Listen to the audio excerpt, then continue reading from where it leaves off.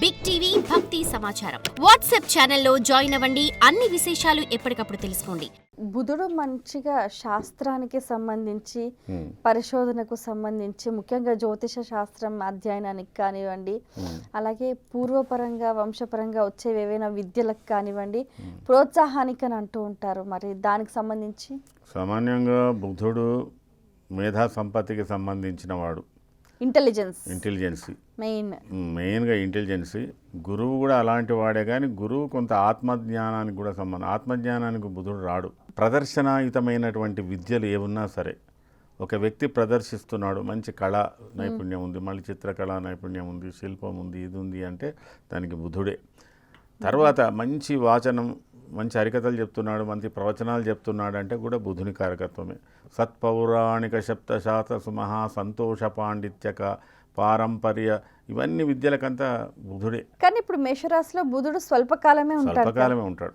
ఎక్కడైనా ఉండని ఆ బుధుడు ఆ కుజ నక్షత్రాలు కానీ కుజ రాసులు కానీలో ఉన్నప్పుడు ఆ పుట్టిన వాళ్ళు కూడా చాలా ఇంటెలిజెన్స్ ఉంటారు, చాలా మ్యాథమెటికల్గా ఉంటారు. వాళ్ళు క్యాల్కులేటెడ్ ఇమ్మీడియట్గా ఏ దానికైనా సత్వర సమస్యల పరిష్కారాల తెలివితేటలు వాళ్ళకి బాగుంటాయి. ఇక ఏది బుధ కుజులు కలయిక కూడా ఇంచుమించు, బుధ కుజుల కలయిక కూడా చాలామంది సిఏ చేసేవాళ్ళు ఉంటారు కదా, వ్యతిరేకమే. ఆ వ్యతిరేకత ఉన్న దగ్గరనే తెలివితేటలు ఎక్కువ పుడుతున్నాయి. ఏం చేయాలి మరి? అట్లా కొంత ఉంటుంది. మళ్ళీ అదే కుజ శుక్రులు ఒక దగ్గర కలిశారు అనుకో, ఇక ఈ కుజ శుక్రుల కలయిక జీవితంలో ఎవరికైనా ఒక మనిషికి కుజ శుక్రుల కలయిక ఉన్నది, కుజ శుక్రుల దృష్టి ఉన్నదంటే మూడు విషయాలలో వాడు చాలా నిర్వీర్యమైపోతాడు. కాలం విలువ తెలియదు, లేదా ఆరోగ్యం విలువ తెలియదు, లేదా ద్రవ్యం విలువ తెలియదు, లేదా తెలియవు. మూడింటిని నాశనం చేసుకుంటాడు వాడు. ఆ ఇద్దరి కలయికలు ఆ లక్షణం ఉంది. అది వ్యక్తిగత జాతకాల మీద దాని ప్రభావం ఎక్కువ చూపిస్తుంది. గురుగారు, మనం గమనిస్తే కూడా ఇప్పుడు చాలా మంది భయాందోళనకు గురవుతూ ఉంటారు. ఇప్పుడు మీరు ఇందాక ప్రస్తావించినట్టుగా పూర్వభాద్ర నక్షత్రం ఉన్నవాళ్ళు, మరి వారి భయం దూరమై వారికి అంత అనుకూలత ఏర్పడాలి అని అంటే ఏం చేయాలి? ఇప్పటికే వాళ్ళకు శని ప్రభావం అయితే పోయింది, ఇబ్బంది ఏం లేదు. పూర్వభాద్రకు సంబంధించినంత వరకు అది గురు నక్షత్రము. గురువు వాళ్ళకి ఇప్పుడు 5వ స్థానంలోకి వచ్చిండు.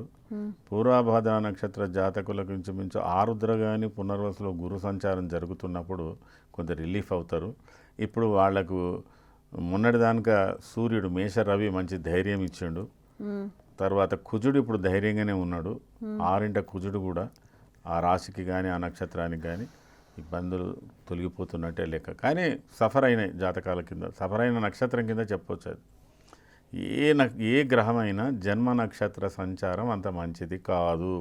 జన్మ నక్షత్ర సంచారం మంచిది కాదు, జన్మ రాశి సంచారం కూడా అంత మంచిది కాదు. ఏ గ్రహమైనా ఇంచుమించుగా ఒక్క శుక్రుడో ఎవడో వాడు కొద్దిగా ఏదో చేస్తాడు అంతే. ఇప్పుడు చతుర్గ్రహ కూటమి మీనంలో ఉన్నప్పుడు మరి మీనరాశి వాళ్ళ పరిస్థితి ఏంటి? ఉన్నది ఒక సందిగ్ధంలో ఉన్నారు వాళ్ళు. వాళ్ళకు అనుకూలమైన సమయంలో నిర్ణయాలు చేయలేకపోయినరు, భయాందోళనలో ఉన్నారు, కుటుంబ వ్యవహారాల్లో తప్పిపోయి ఉన్నారు. ఇట్లా కొన్ని జరిగినాయి వాళ్ళకు కూడా. మీనరాశి వాళ్ళకి జరిగినాయి, కన్యారాశి వాళ్ళకు కూడా జరిగినాయి ఇంచుమించు ప్రభావాలు, మానవమానాలు. వాళ్ళు కూడా చాలా బాధపడ్డారు. మరి కొంత సింహరాశి వారు కూడా ఇబ్బంది పడ్డారు. ఉన్నాయి, ప్రతి రాశికి ఇంచుమించుగా ఫలితాలు చూపించినవి. ఇక ఒకటి ఏంటంటే ఇట్లాంటివన్నీ కూడా మనం ఏం చేస్తామంటే మేజర్గా ఇప్పుడు చూడండి, మన యుద్ధంలో ట్యాంకులు వాడాలా, సైన్యాన్ని ఎక్కువ పెట్టాలా, AK-47లు వాడాలా.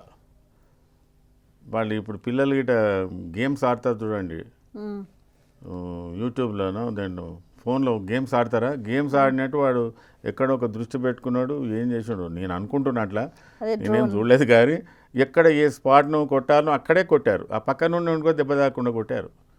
అది యుద్ధ నైపుణ్యం.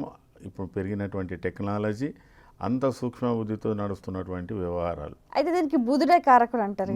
బుధతత్వం పెరిగినప్పుడు ఏదైనా ఇంటెలిజెన్స్కి బుధుడు కారకుడు అవుతాడు. మేషంలో బుధుడని అంటలేను, మన భారతదేశానికి ఉన్నటువంటిది మనకు సాంప్రదాయాలు గురువు ఇస్తున్నాడు. మరి సత్ప్రవర్తన, పౌరాణికాలు, ప్రదర్శనలు, శిల్ప అన్నీ ఉన్నాయి. మనము అసలు ఇప్పుడు విభిన్నమైన మతాలు, విభిన్నమైన వ్యక్తులు అందరం కలిసి పెద్ద డెమోక్రసీ ప్రభుత్వాన్ని మనం ఉపయోగించుకొని నడవగలుగుతున్నాము అంటే పంచగ్రహ కూటంలో మనకు స్వరాజ్యం వచ్చింది కాబట్టి అందరితో కలుపుకొని ఒకటే పద్ధతిలో మనది అంత హిందువే, అంత ముస్లిమే, అంత క్రిస్టియనే ఉండాలంటే ఈ దేశం కాదు. ఇది విభిన్న తత్వాలు ఎప్పటికీ ఉంటాయి. మొదటి నుంచి విభిన్న తత్వాలతోనే కలిసి ఉన్నది. మన స్వాతంత్రం వచ్చిన వేళ కూడా అట్లాగానే ఉంది. ఇప్పుడు నడుస్తున్నటువంటి గ్రహకూటాలు కూడా, చాతుర్గ్రహ కూటాలు, ఇవి కూడా మనం కలుపుకొని పోవాల్సినటువంటి పద్ధతిలోనే ఉన్నాయని నేను అనుకుంటాను. For more videos like this, subscribe Big TV channel.